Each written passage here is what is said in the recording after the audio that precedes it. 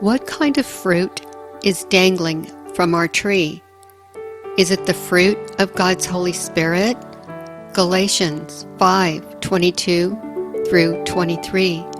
But the fruit of the Spirit is love, joy, peace, forbearance, kindness, goodness, faithfulness, gentleness, and self-control. Against such things there is no law. Do we lack any of these fruit on our tree? Whatever is missing, sin will eventually take its place because we are not walking in the fullness of God's Holy Spirit.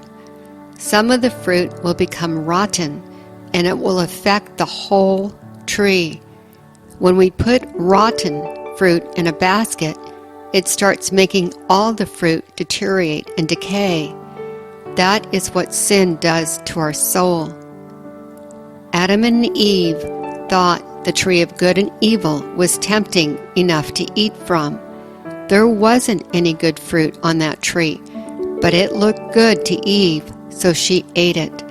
Eve thought she was doing Adam a favor by causing him to sin. Temptation led her to think, hey, you don't want to miss out on this sweet, delicious fruit. That piece of fruit caused the downfall of humanity. When we choose to sin, it doesn't just affect us alone.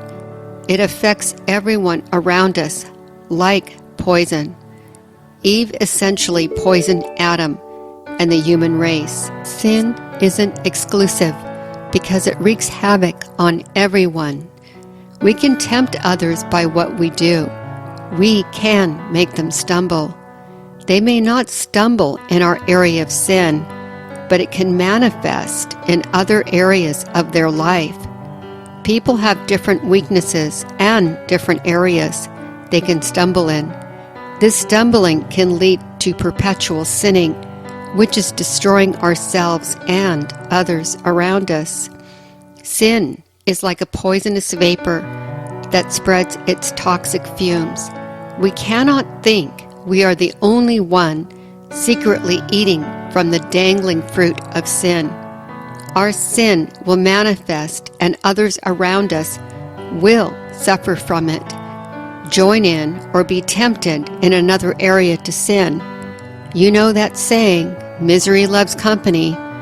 Well, this time around, it's sin loves company. Are we thinking how to share our fruit of the Spirit with others? Or are we contaminating our tree with sin and sharing a piece of rotten fruit with others? What is growing on our tree? Is it time to get rid of the rotten fruit? Do we want to contaminate people's souls? Do we want to make them stumble in sin? Do we want them to be weak in areas of temptation? Let us remove those rotten fruits and replace them with the fruit of God's Holy Spirit. Sinning is rebellion before God. It is selfish and self-centered. Thank the Lord He went to the cross to break the power of sin over our lives so we can walk in the fullness of God's Spirit. How much better it is to walk in the fruit of God's Holy Spirit than to walk in sin and produce rotten fruit. Rotten fruit stinks, grows mold, and is not pretty.